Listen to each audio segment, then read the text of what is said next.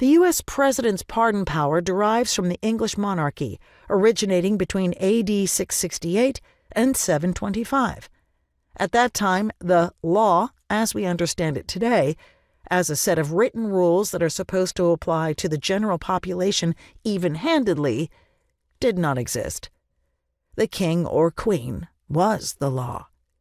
English rulers throughout the Middle Ages, 1485 to 1603, acted pursuant to the royal prerogative.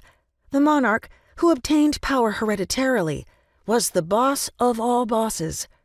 Because the king or queen was the ultimate boss, the idea of justice was administered according to the monarch's complete and unlimited discretion.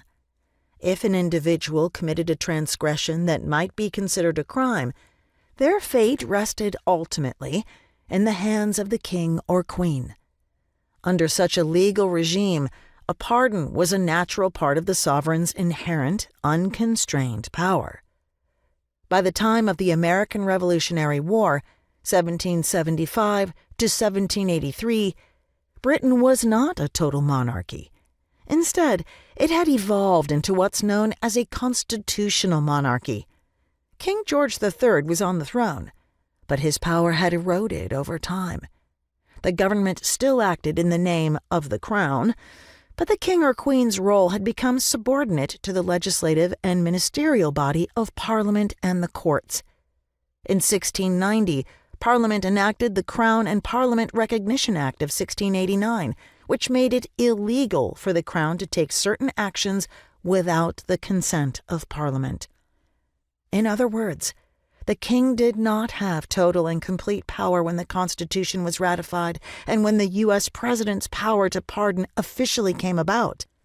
It may come as a surprise to many that the English monarchs did not have unlimited discretion to issue pardons when the pardon power was granted to U.S. presidents in the U.S. Constitution in 1788. Nonetheless, despite this historical context, the Constitution has since been construed to give an elected American president virtually unlimited authority to pardon federal offenses, greater than that of King George III, whose massive power was precisely what the revolutionaries fought and died to avoid. And why? Presidents today have greater powers to pardon than King George III did at the time of the American Revolution. Does that come as a surprise? Does it make sense?